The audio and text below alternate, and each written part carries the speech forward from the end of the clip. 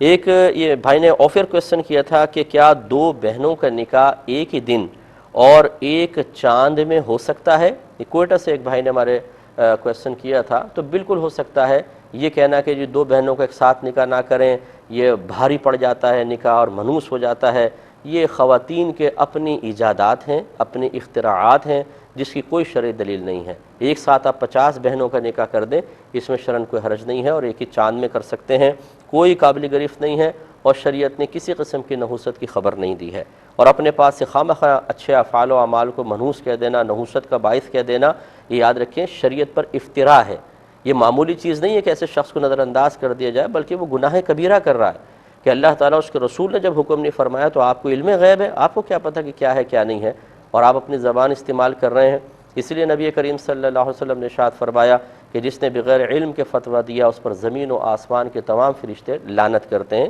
یہ گناہ کبیرہ ہے، یاد رکھیں۔ ایک ہی کویسچن کیا کہ ملی نغمے میوزک کے ساتھ سن سکتے ہیں کہ نہیں؟ دیکھیں میوزک شرعاً ہر صورت میں منع ہے، صرف قوالی وغیرہ جو ہیں اس میں علماء کا اختلاف ہے۔ اس میں بہت سے بزرگان دین بھی یہ فرماتے ہیں کہ چونکہ قوالی میں قول جو ہے وہ اچھا ہوتا ہے،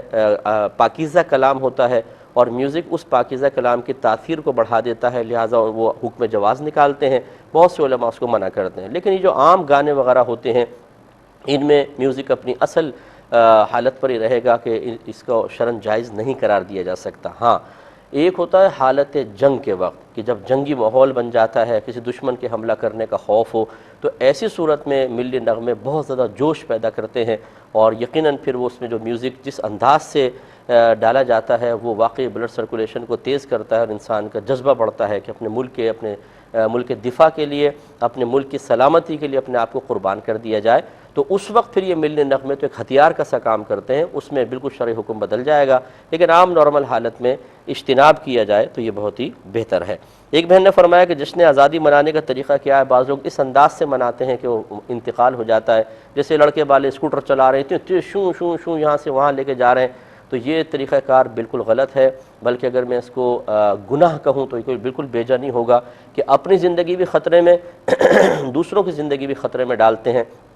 یہ طریقہ کار جشن آزادی منانے کا نہیں ہے، بلکہ جشن آزادی ہمیں سوچ اور فکر کے ساتھ منانی چاہیے کہ ہم نے ملک تو اللہ تعالیٰ نے ہمیں عطا فرمایا، اکابرین نے قربانی دی، ہم نے ملک کے ساتھ کیا کیا؟ ہم ملک سے فائدے حاصل کر رہے ہیں کہ عزت خود اعتمادی حاصل کرتے ہیں۔ باہر کے ملکوں میں چلے جائیں، آپ کو عجیب و غریب نگاہوں سے دیکھا جائے گا، آپ چاہے کتنے اچھے رہ رہے ہوں، لیکن یہ ضرور احساس ہوگا کہ ہم غیر کے ملک میں رہ رہے ہیں، لیکن اپنے ملک میں ایئرپورٹ پہ اترتے ہی، اسٹیشن پر آتے ہی ایک دم ایک خوشی ہوتی ہے کہ ہمارا ملک ہے۔ تو اپنے ملک کے لیے ہم نے کیا کیا، یہ ہمیں سوچ اور فکر پیدا کرنی چاہیے، اور مثبت اپنے طرز عمل کو اختیار کرنا چاہیے، تو انشاءاللہ اس میں کوئی حرج نہیں ہوگا۔ یہ کہتی ہیں کہ اللہ تعالیٰ کے لیے آپ اور تم کے الفاظ استعمال کر سکتے ہیں؟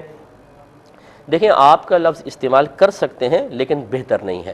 کیونکہ آپ اور تم، جیسے آپ نے خود فرمایا بہن نے کہ جمع کے لیے استعمال ہوتے ہیں، تم سب یہاں آ جاؤ، آپ سب لوگ یہاں آ جائیں، تو ہمارے ہاں آپ اور تم جو ہے یہ واحد کے لیے بھی ہوتا ہے، جمع کے لیے بھی ہوتا ہے استعمال، اور اللہ تعالیٰ کے لیے ایسے صیغے استعمال کرنا جس میں جمع کا شائبہ ہو مناسب نہیں ہے۔ اسی لیے تو کا لفظ استعمال کرنا سب سے افضل اور اولیٰ ہے، اگرچہ ہمارے اردو میں عجیب سا لگتا ہے لیکن بالکل صحیح ہے، کیونکہ آپ پورا قرآن اٹھا لیں، جہاں انبیاء علیہ السلام نے اللہ تعالیٰ سے خطاب فرمایا